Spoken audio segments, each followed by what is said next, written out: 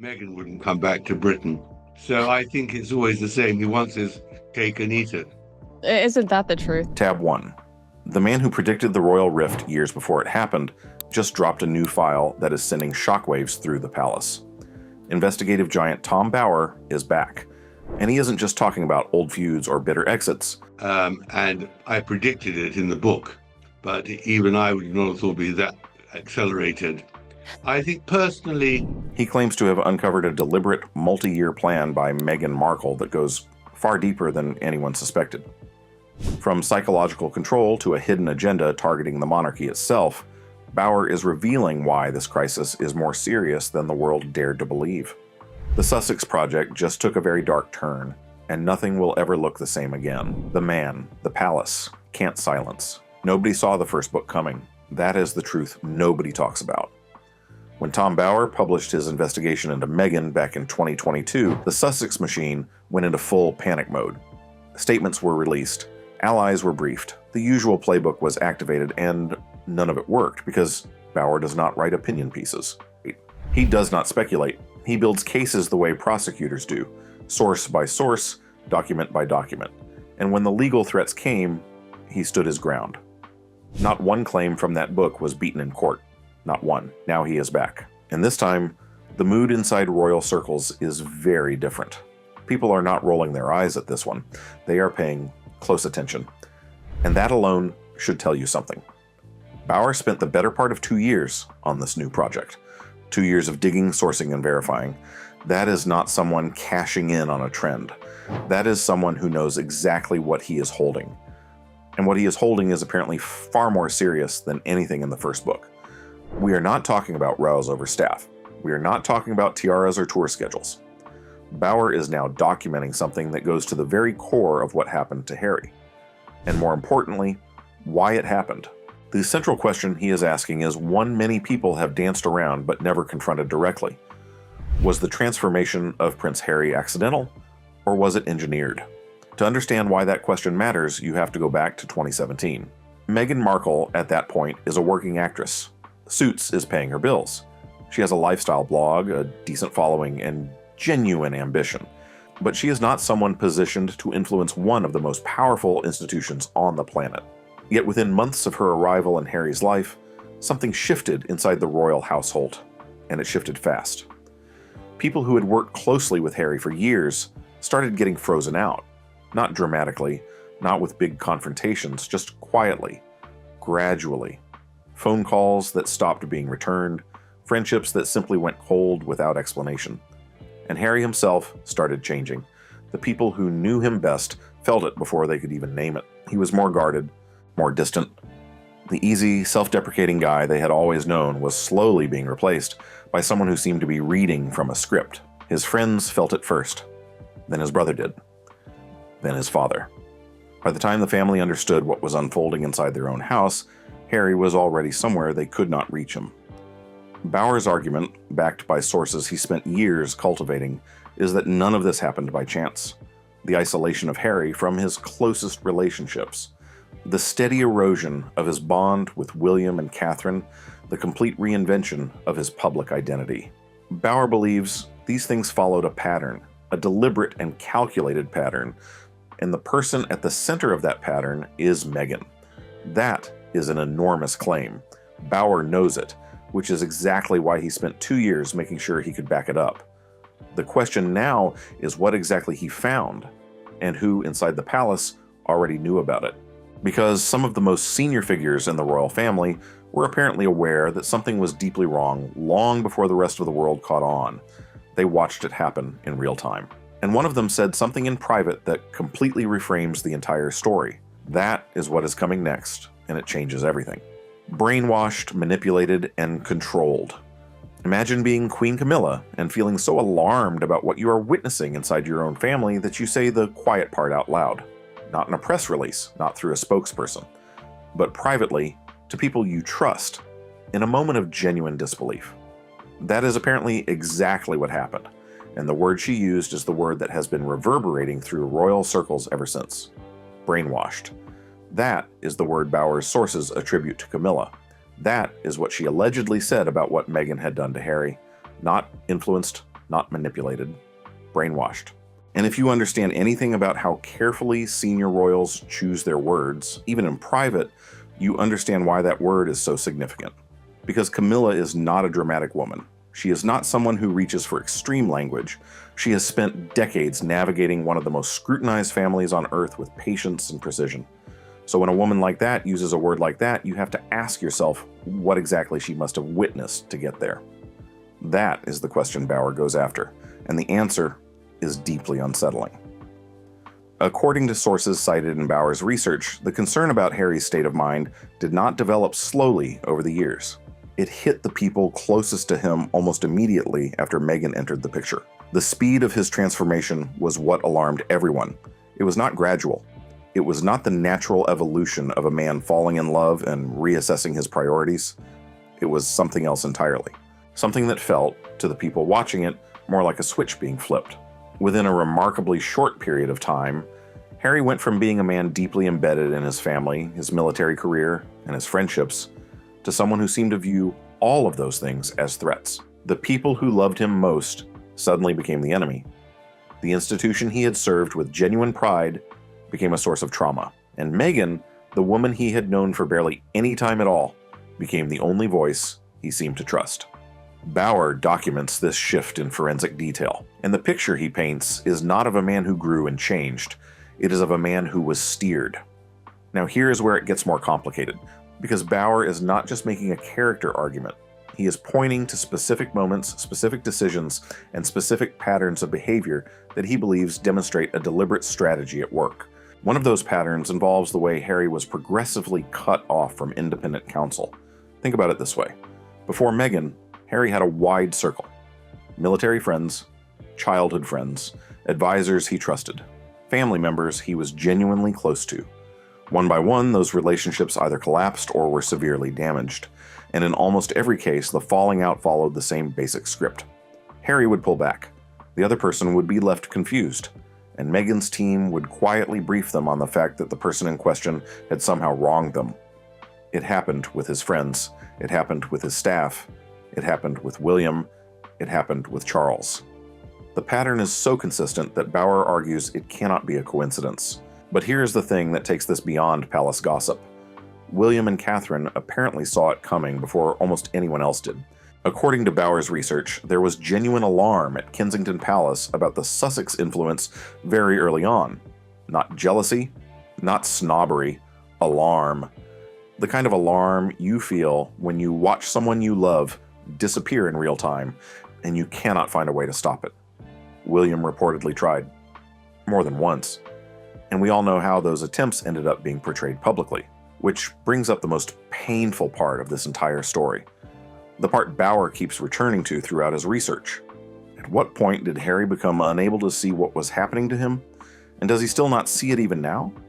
That question does not have a clean answer yet, but what Bauer uncovers next makes it even harder to look away. The weaponization of the crown. Here is something that does not get talked about enough.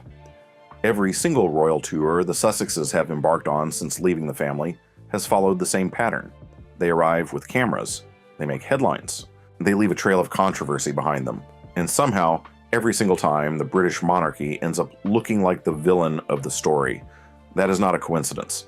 According to Bauer, that is the whole point. The Nigeria tour of 2024 was where this strategy became impossible to ignore. On the surface, it looked like humanitarian work, two caring individuals using their platform to shine a light on important issues. That was the packaging. But Bauer's research tears that packaging apart completely, because what was happening behind the scenes tells a completely different story. Sources close to the planning of that trip have told Bauer that the Nigeria visit was never primarily about charity, it was about narrative. Specifically, it was about building a global case that the British monarchy is institutionally racist. Every photo, every speech, every carefully chosen location, all of it was allegedly constructed to reinforce that single message and beam it to an international audience that the palace had no way of reaching or rebutting in real time. Think about the audacity of that for a second. Using the goodwill of an entire nation as a backdrop for a campaign against the institution that made you globally relevant in the first place. That is what Bauer is alleging. And the palace, characteristically, said nothing publicly. But behind closed doors, the reaction was apparently something very different. Senior advisors were furious, not just about the optics, about the deliberateness of it. Because this was not the first time this playbook had been used. The Oprah interview in 2021 had already established the template. Make the accusation of racism publicly. Make it emotional. Make it impossible to deny without looking defensive. And then sit back while the institution scrambles to respond without making things worse. Bauer argues that Nigeria was simply a more sophisticated version of the same strategy, conducted on foreign soil, wrapped in the language of humanitarian concern, and targeted at exactly the kind of international media market that would amplify the message without asking too many difficult questions. But here's what makes this particularly interesting from a strategic standpoint. The tours cost a fortune. Security alone runs into millions. The returns in terms of actual income are, by most accounts, negligible. So if the tours are not really about making money and they are not really about charity, what are they actually for? Bauer's answer to that question is what has rattled people most. They are about keeping the Sussex brand relevant enough to remain a problem for the palace. As long as Harry and Meghan can position themselves as global humanitarian figures, the monarchy cannot move against them without looking punitive.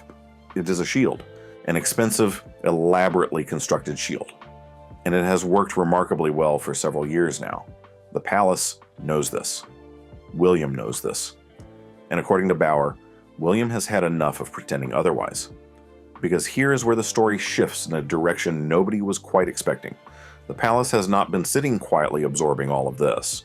Bauer's research suggests that, behind the scenes, a very deliberate and very patient counter-strategy has been taking shape. One that does not involve press releases or public statements. One that involves something far more powerful than that: information. Specifically, the kind of information that the palace has been quietly accumulating about the Sussexes for years. Financial records, communications, details about the tours, the funding, the deals, and the decisions that have never been made public. Bauer suggests the palace is holding all of it, waiting, watching, and choosing its moment with the kind of precision that only comes from having absolutely nothing to lose. Which raises the most important question this story has thrown up so far. What exactly is in that file? And what would happen to the Sussex brand if it ever saw the light of day? That answer's coming. But first, you need to understand what all of this has done to Harry. The man who lost everything. There is a photo of Harry from around 2015 that people who know him well still talk about. He is laughing, genuinely laughing, the kind of laugh that reaches the eyes. He is surrounded by people he grew up with, people who knew him before the titles, the cameras, and the weight of everything that came after. He looks like a man completely at ease with who he is and where he belongs. Look at photos of him now and try to find that man, because he is gone. That is the part of this story that gets lost in all the drama about Meghan's strategy and palace politics. A real person is at the center of all of this. A person who, by every credible account, is deeply, genuinely unhappy. And the question Bauer keeps returning to throughout his research is a painful one. How did it get this bad?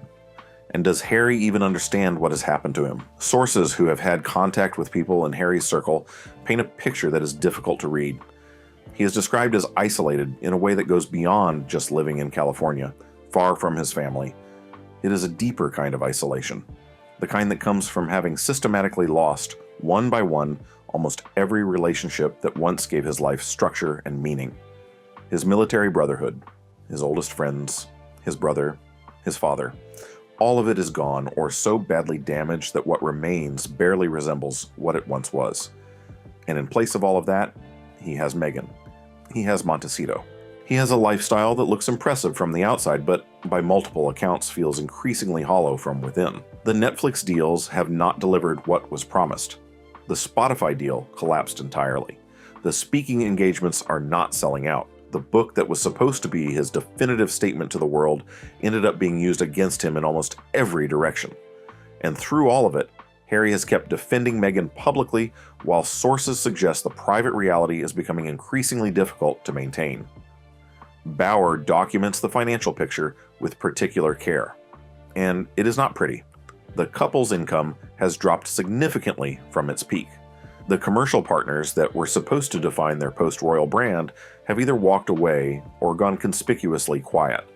The staff turnover has been extraordinary, and the public appetite for Sussex content, which once felt limitless, has been contracting steadily with no clear sign of recovery. But here's the detail that hits differently when you sit with it. Harry reportedly still believes, or has convinced himself to believe, that all of this is temporary, that the tide will turn, that the world will eventually come around to seeing things the way he sees them. People close to the situation describe a man who has built an entire alternative reality around that belief, and who has surrounded himself, or been surrounded, with people who keep reinforcing it rather than telling him the truth. That is what makes Bauer's account so uncomfortable. Because it is not a story about a villain and a victim. It is a story about a man who walked away from everything he had in exchange for a version of life sold to him as freedom, but which has started to look much more like a different kind of cage. The relationship between Harry and his father Charles is what makes this genuinely heartbreaking. Charles is a man dealing with a serious illness. He has repeatedly extended olive branches to his younger son, both publicly and privately, and Harry's responses have been at best inconsistent. Bauer's sources suggest that people close to Charles find Harry's behavior toward his father during this period almost impossible to defend. Not because they do not understand his grievances, but because some things are simply bigger than grievances. And the clock is ticking in a way that makes all the palace politics and brand strategies feel very small and very petty indeed. Which brings us to the most consequential part of this entire story. What happens when William takes the throne? Because Bauer's answer to that question is the one that should genuinely frighten the Sussexes. No way back. What happens when William takes the throne? William has not said much publicly about Harry and Meghan in a long time, and that silence is deliberate. People who understand how William operates know that when he goes quiet on something, it does not mean he has made peace with it. It means he is thinking, planning, waiting for the right moment. And according to Bauer, that moment is closer than anyone in Montecito seems to realize. Because here is what Bauer's research reveals about the future King William. He is not approaching the Sussex situation the way Charles has. Charles has always led with his heart on this. He wants his son back. He wants his grandchildren in his life. That desire for reconciliation has shaped every decision he has made regarding Harry and Meghan, sometimes to the frustration of his advisors. William does not share that approach, not even close. Bauer describes William as a man who has made a cold, clear-eyed assessment of what the Sussexes represent to the institution he will one day lead. And that assessment is not charitable. From William's perspective, Harry and Meghan have not just damaged the family. They have actively worked to undermine the monarchy itself. The Oprah interview, the Netflix documentary, the book, the tours, designed to paint the institution as racist. William has cataloged all of it, and he has drawn his conclusions. When William becomes king, Bauer's sources suggest, the approach to the Sussexes will change completely.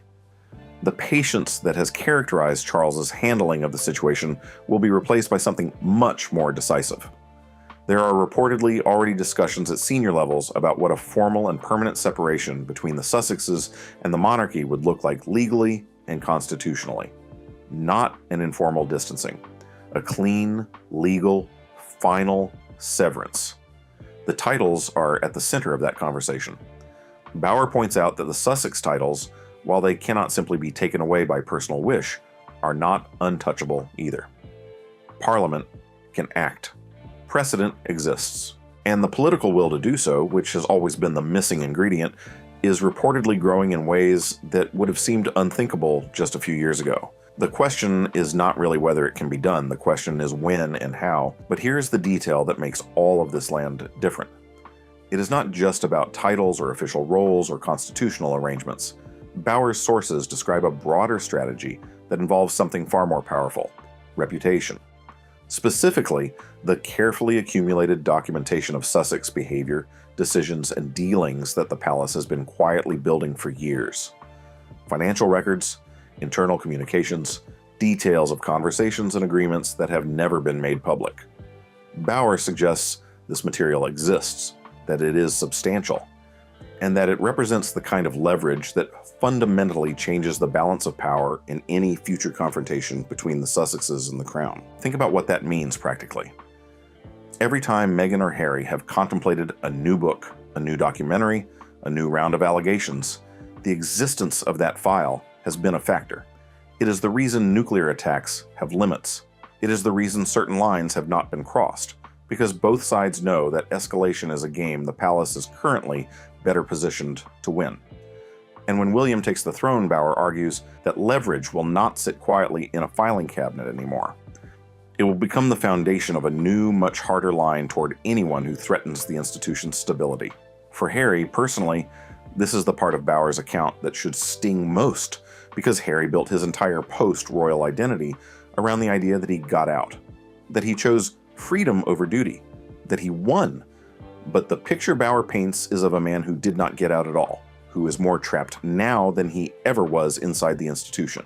Trapped by finances that do not add up, trapped by a brand that is losing value by the month, trapped by a marriage that multiple sources describe as deeply strained, and trapped above all by decisions made years ago that are becoming harder and harder to walk back. The question is not whether the walls are closing in, they clearly are. The question is whether Harry sees it yet, and whether even if he does, there is still a door left open for him to walk through. Tom Bauer has built his entire career on one simple principle: the truth always surfaces. It does not matter how much money you spend trying to bury it. It does not matter how many lawyers you hire or how many press releases you send. Eventually it comes out. And right now, for Harry and Meghan, it is coming out all at once. The palace is watching, William is waiting, and the clock is running out faster than anyone in Montecito wants to admit.